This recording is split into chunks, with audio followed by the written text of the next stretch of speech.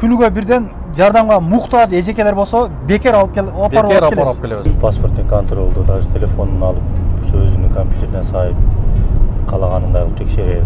Кирип чыгып алам да 3 айга узартып алам дешип эле жүрүшөт. Сахарбадан өтүп кой 1 жылга и ар 3 ай сайын кирип чыгып регистрация кылсаң, регистрация кылып жүрүп болбосо 9 айга узартып алып. Мына могу дагы кыргыз Альфард экен, азыр маркетте өтүп кетти. Ошо сакал койгон бирөө менден ошо депорт болду. Ассалому алейкум, урматтуу Кыргызбай YouTube каналыбыздын катталуучулары, урматтуу Москва жергесинен деги эле дүйнө жүзүнөн көрүп аткан менин кыргыз боордошторум. Кармаган туткан розоңуздар кабыл болсун. Саламатсыздарбы? Буйруса көптөн бери сиздерге жардама кылып жаткан Сүйүн агам менен өзүм дагы кирди чыкты кылуу максатында мына сиздер менен амандашып 1200 км бериде Озенки районуна мына чек арага бараткан жолдо сиздер менен амандашып турам. Буйруса мына бүгүн чындыгында бул дагы рекламный ролик болмокчу. Өзүмдүн барганымды, жолдо нелерди көргөндүгүмдү ушул видеодо айтып берүүгө аракет кылам. Ошол тартканга демекчи, чек арадан кайткан мекендештер менен дагы видео тартууга аракет кыламын. Эгер жолуктуруп калсам, бараткандар болсо, алар менен дагы тартканга аракет кылам видео ролик.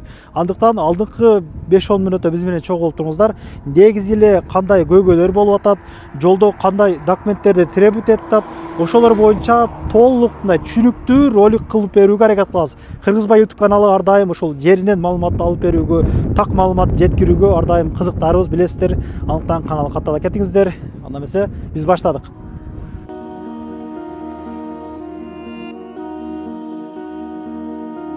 12-ден 49 өткөндө Озенкиге жетип келиппиз. Мына 2 апрель. Жеңил машиналарга очередь почти жоктой эле.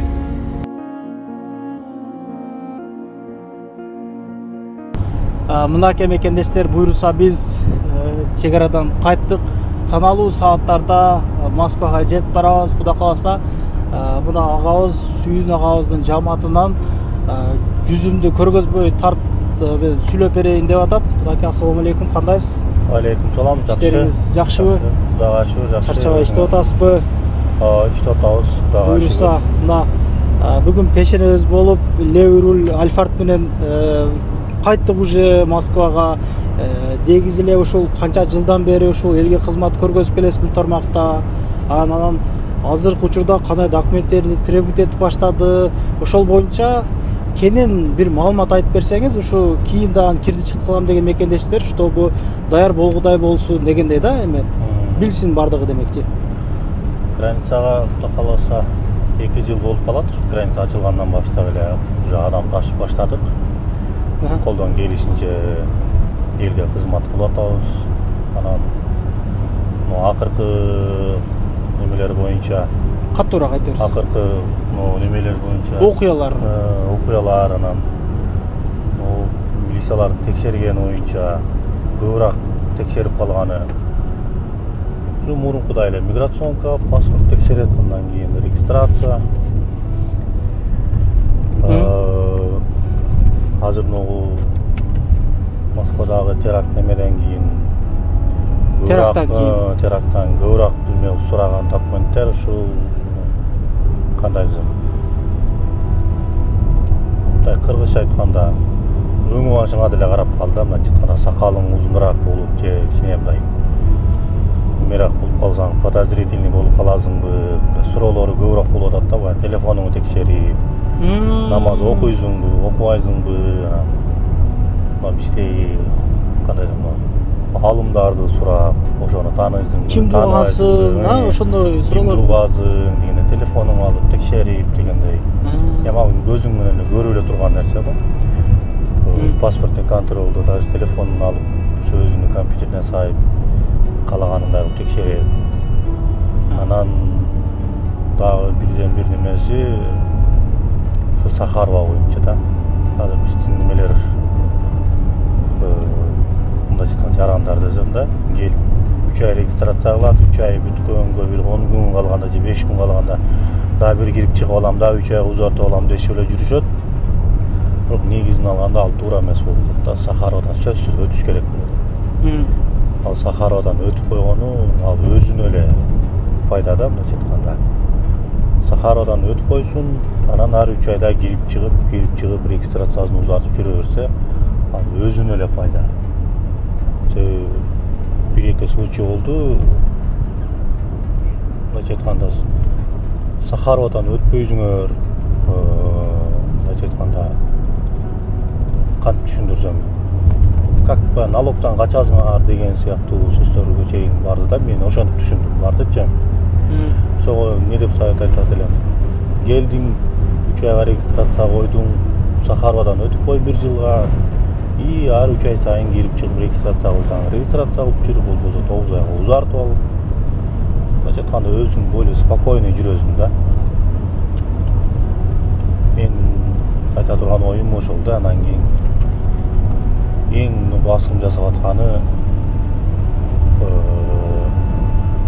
границага келип атканда, не то что келип атканда, даже ошо Москванын өзүндө жүргөндө да кичине сакал койгон жигиттерге айтмакчымын да, кичине порядокко келтирип дегендей. Ошентип жүрсө өзүбүзгө эле жакшы көрүп атканым да. Бир экөөнүн айынан баардыгыбызга залахазы деле тийип алып атат да азыркы убактачы. Ушул мен билген акыркы информацияларым ушул. Күнүнө канча миң адам каттап атат деп ойлойсуз сиз? Эми ушул ча жылдан бери бул тармакта болсоңуз, негизи биз мына модаган кыргыз альфарт экен, мына азыр маркетте өтүп кетти. Жол катары кыргыз сиеналарын, кыргыз альфарттарды көп көрдүк да. Сиздин маалыматыңыз барбы кыскача мындай? Сиз группаларыңыздар бар экен негизи ушул каттагандарды. Бир күндө мынча деп айтыш өтө кыйын, чын айткандачы. Мен билгеним бар, билбегеним бар. Анан болжол менен бир ушундай микроавтобустар, минивэн биздикине окшогон машиналар где-то бир күндө Москвадан жок дегенде бир 20-30 чыгат деп эле ойлойм да. Мен көрүп билгеним, анан көрүп билбегеним канча. Өздөрүнүн машинасы менен келгендери бар. Ооба. Такси эмес, семейный же дос жар дегендей өздөрүнүн машинасы менен келип кетишет. Алар бизге билинбейт да. Анан лично өзүбүз бири-бирибизди тааныган адамдар ушу күнүнө 15-20 адам чыгат. Мен тааныган, мен деле көп адам тааныбайм, тааныгандарым ошондой чыгышат да. Анан могу сакал маселесине кичине токтоло кетсек, анан неден келип чыгып сиз ушундай деп атасыз? Өзүңүздө каттаган учуруңузда ошол сакал койгон мекендештерден депорт болгондор болду беле? Ошону кененирээк айтып берсеңиз. Сакал боюнча менде өзүмдүн башыман өткөнү бир 3 случай болду. Ошол кайсы учурларда болду эле такта? Акыркы бир жуманын ичинде ошо сакал койгон бирөө менден ошо депорт болду. Депорт болду, черный болду, мен аны айта албайм. Киргизген жок, мындайча айткандачы. Киргизбей койду. Киргизген жок. Документтери нормальный суразам. Регистрациясы бүткөндө 3 күн калды. Базада бар дейт. Эмне экенин мен өзүм да түшүнгөн жокмун, ал да түшүнгөн жок. И пограндар дагы конкретный ответ да берген жок.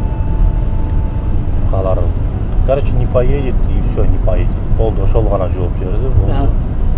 Анан мен өзүмүн түшүнүгүм боюнча суроо берилди ага сакал коюлган үчүн. Телефонун сурады, телефону компьютерге салды, текшерди.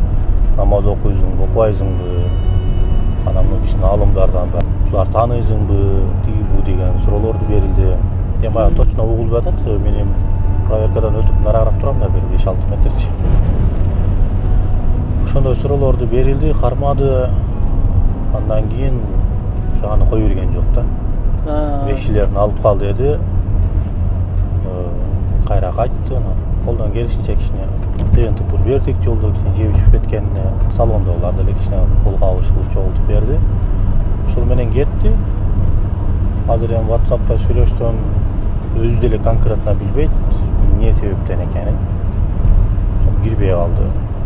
Бул кечеги бир жуманын ичиндеги болуп аткан нерсе. Анан бул сакал маселеси буга чейин деле болуп келген.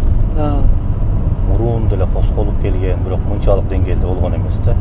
Бирок болуп келген, сакал маселеси болуп келген. Бул жөнүндө даже YouTube'да деле видео роликтер бар болуш керек. Кудай жол берсе, аман эсен келип кетип атабыз. колдон келишинче элге жардамды кылып атабыз. Анан моундай кылып берем, тигиндей кылып берем деп обещать этиш өтө кыйын. Бирөөгө бирөө азыр жооп бериш, аны өзүңөр билесиңер. Бирок колдон келишинче аракет кылып атабыз.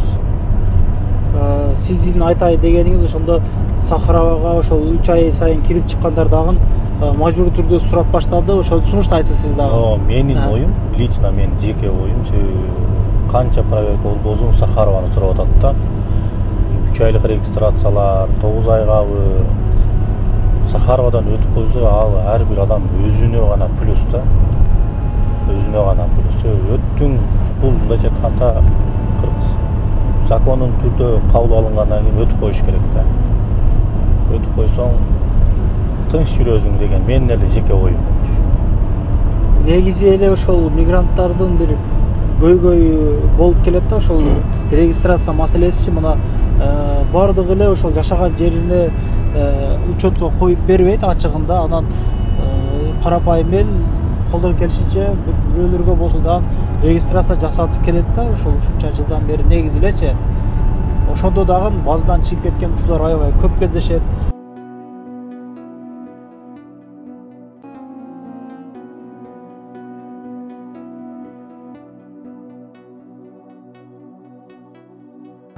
Буйрукса бир туугандар, биз границага барып келдик, аман-эсен, жакшы барып келдик. Мурдакысында негизи барып келгенимде толук тарттым эле, ошол отурган адамдар менен сүйлөшүп барып келип, барды сүйлөп берди эле. Мунусунда эч ким сүйлөгөн жок, тилекке каршы. Ошол 1,5 суткага жетпеген убакта барып келдик да. Жолдо текшерүүлөр кадимкидей эле тосуп текшерип, ошол мисалы 3 ай регистрация бүтүп, анан кийин да 3 ай койдурабыз го, ошондо анан неге трудовой договоруң жок, каякта иштедиң деген суроолор болот экен. Ошого жолго жарактуу документтерди окшоштуруп берет экен. Кудайга шүгүр жакшы барып келдик. Сүйүн агамдан бир-эки сөзгө тартайын. Ассаламу алейкум. Алейкум. Жакшы, жакшыбы? Жамаатыңыздагы бир агам менен барып келдик. Аллахыбыздын аттан Сүйгүн деген экен, жакшы барып келдик. Леврул Альфардтар менен. Анан негизи мисалы мына 2 ай бою кыйналган эжекелер болсо, ар жума сайын 2ден бекер жөнөтөм дедиңиз эле. Ошол ишиңиз толук болдубу? Канчадан барып келди? Эл менен амандашып жана кылып коесуз. Ассаламу алейкум. Иса Аслов YouTube каналынын көрүүчүлөрү и Москабардын көрүүчүлөрү. Кудай кааласа биз айткандай эле, обещание кылгандай 15 адамды алып барып келдик. 15 адам. 15 адамды. Каждый воскресенье. Анан өздөрү эле көрсө жазса керек. Анан бир воскресенье гана бир аял киши келбей калды. Анан ошентип биздин неме убактыбыз азыраак болуп калгандыктан уже жанагы неме бүтүп калды. Ошонун бүткөнүнүн себебинен мына Кудай кааласа жакшы ниет бар. Каждый воскресенье эмес, күнүгө бир кыйналып калган аял кишини, ушу орозо бүткүчөктү алып барып алып келем дагы. Ошону продление кылайын деген ой бар.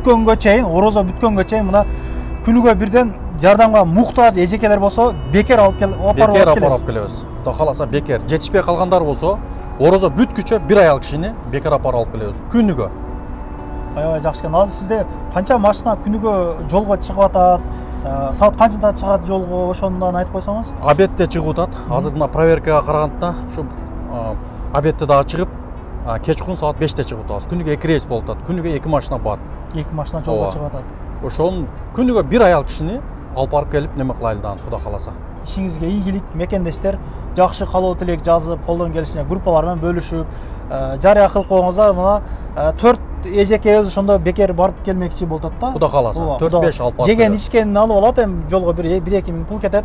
Алып аласыздар, атак ошол жолго барып келет. Чыкпай туруп текшерип, анан чыгарасыз. Кандай болуп атат ошол жакта? Как положено, кече сен барып келгенде эле кайсы документ кемчилиги болсо ачык айтып, мен ушунун кем, договорум кем, регистрациям жок десе, аларды абсолютно бесплатный жасап, өзү жолго жооп берет. Жолго жарактуу болот, Кудай кааласа. Эгер мисалы бизден кайрылгандар ошол депорт болуп калгандар болгон болсо, мисалы да, өз билбеген акыбалда башка болуп, анан чыккан болсо, кире албай кала турган болсо, алардыдан ачык айтасызбы ушундай деп, же алардан келбей каласың деген да? Жок, бул жакта текшерип атабыз. Эгер анын биздин сайттан чыкпай таза болуп, эгер дурук калып кете турган болсо, жарым акчасын как положено кайтарып берем. Ал өзүмдүн атымдан кайтарып берем. Потому что биз текшерип атабыз, онун жоопкерчилигин алып атабыз. Энди анча-мынча 100дөн 1 болот. 100дөн 1 болот, кире албай кала турган болсо, анын жарым акчасын кайтарып берем. Потому что алар бир конецке барып, бир конецке келбейт. Ошон үчүн жарым акчасын сразу кайтарып берем. Эч ким андай болбосун. Кудай кааласа болбойт. Ошол иштеймин, акча табайын, үй салайын, үйлөнөйүн, мал кылайын, башка кылайын деп чоң ниеттер менен барып келип, ошол документтерди так кылып алайык деп атабыз мекендештерим. Туура түшүнөбүз бардыгыбыз бири-бирибизди. Ишиңизге ийгилик сүйүн ака. Ынтымакта, биримдикте жүрө берелик. Если чо ошол кирди чыкты маселеси болсо, кайрылсаңыздар болот. Номерларын коюп койдум. Метро Проспект Мирадан жылышат. Мынакей адрестер, мына Макдональдстун жаны, клиникалар бар. Чоң зданиянын жанынан жылышат. Көрүшкөнчө анда. Кармаган розоңуздар кабыл болсун. Группаларын бөлүшүп, Кыргызбай YouTube каналына катталып коюңуздар, Кудай кааласа. Буйруса колдон келишинче ошол так маалымат жеткирип берүүгө ар дайым кызмат кылабыз эл үчүн. Көрүшкөнчө.